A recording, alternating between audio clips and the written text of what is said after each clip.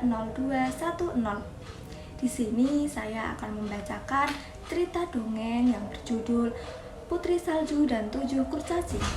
Pada zaman dahulu, ada seorang ratu yang melahirkan seorang putri cantik dengan pipi merah, kulit putih, dan rambutnya hitam lebat. Bayi itu diberi nama Putri Salju. Namun, sungguh malang nasib Putri Salju. Ibunya tidak dapat menemani lebih lama di dunia ini. Sang ratu meninggal dunia dan ayahnya menikah lagi. Ratu baru ini cantik, namanya Ratu Elvira. Tetapi sifatnya penuh iri dan dengki, hanya mementingkan dirinya sendiri. Ratu Elvira mempunyai sebuah benda ajaib yang paling disayanginya, yaitu sebuah cermin ajaib. Setiap hari ia bertanya kepada cerminnya, "Cermin kaca benggala, siapa wanita yang tercantik di dunia?" "Oh ratu, engkaulah wanita paling cantik di dunia," jawab cermin ajaib itu. Tetapi Putri Salju semakin hari semakin besar dan setiap hari menjadi semakin cantik. Pada suatu hari, sang ratu lagi-lagi bertanya kepada cermin ajaibnya, "Cermin kaca benggala, siapa wanita yang tercantik di dunia?" Kali ini cermin ajaib memberi jawaban lain. "Oh ratu, Putri Saljulah wanita yang paling cantik di dunia ini."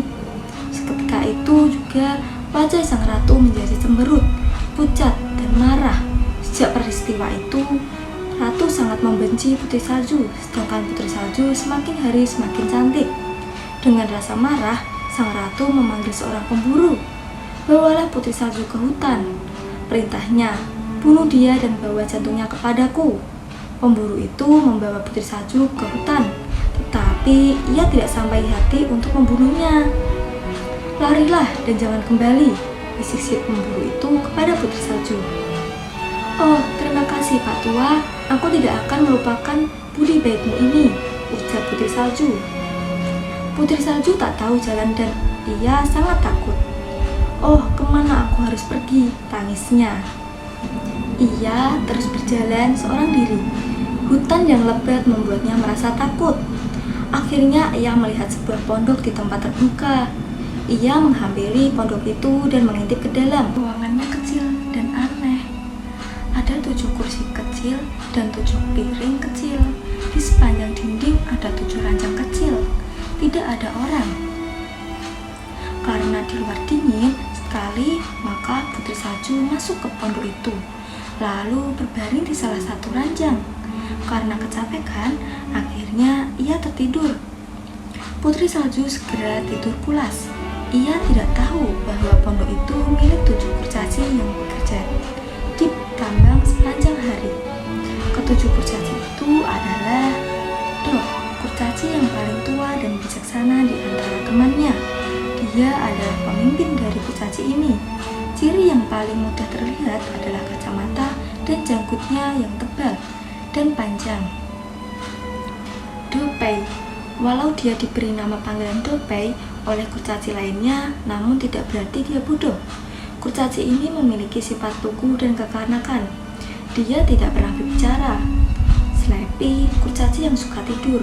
Namun walau demikian, dia seorang kurcaci pekerja yang rajin.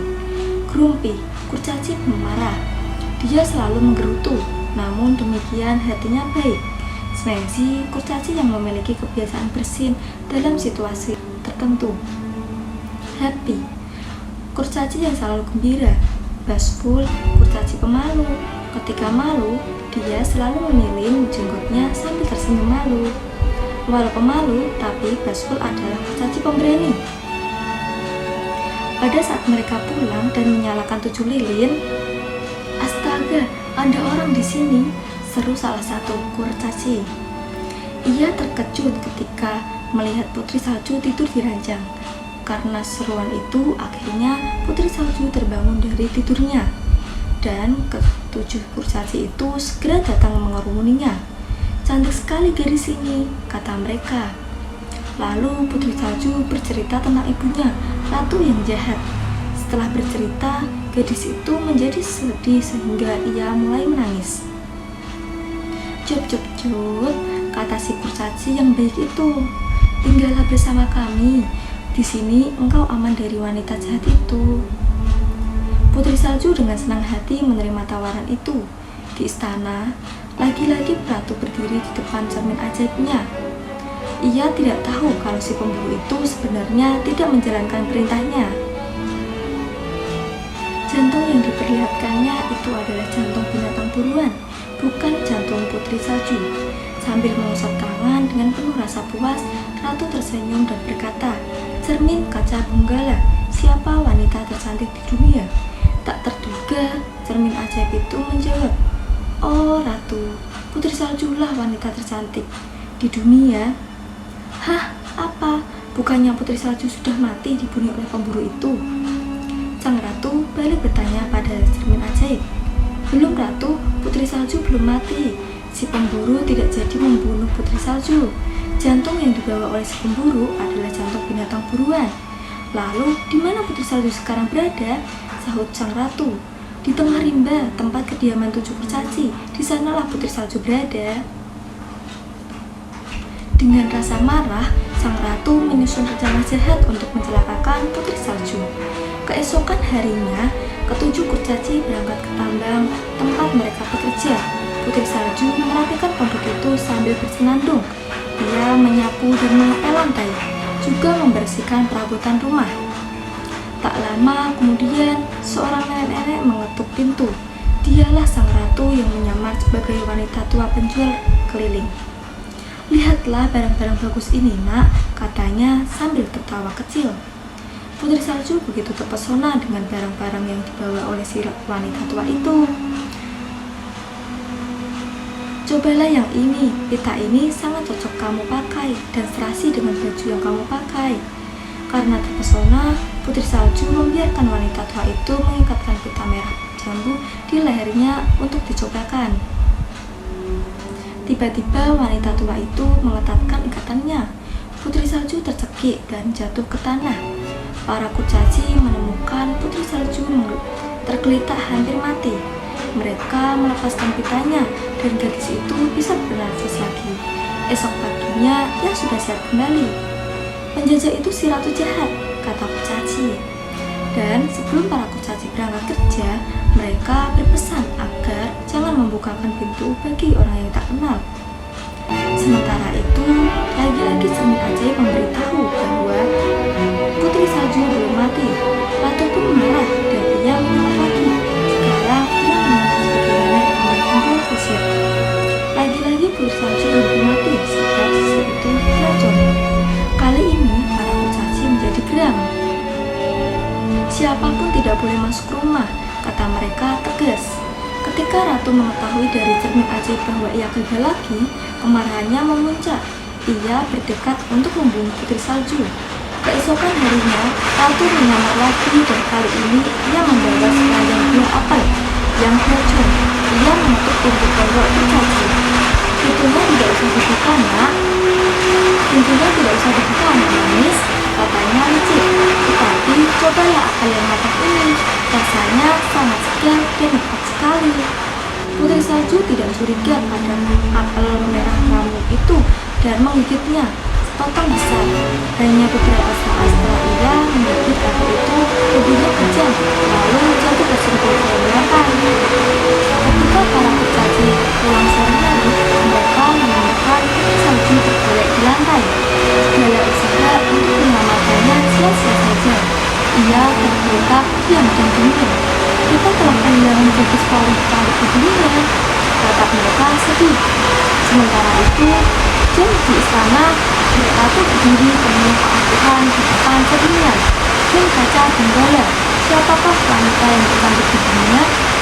"Ratu Kentera, wanita tercantik di dunia," jawab cermin ajaib.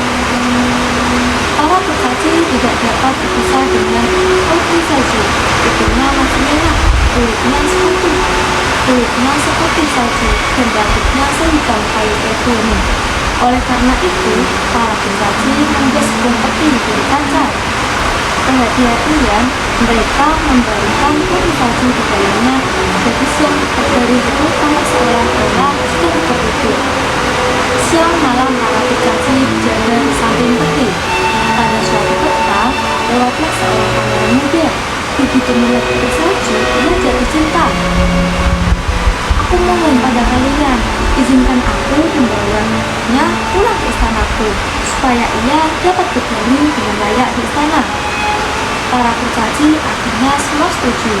Dalam perjalanan menuju menuruni gunung, pada saat suatu ketika salah seorang pelayan mengusung. Peti bersambung. Tiba-tiba dari mulut putri salju keluar sebuah apel yang selama ini tersungkur di kerongkongannya. Putri salju membuka matanya dan memandang pangeran. Sang pangeran tertentu saja gembira, bukan kepala. Dengan mata yang berbunga-bunga, ia berkata, "Aku cinta padamu. Maukah kau menjadi istriku?" Putri salju menanjukkan bahagia.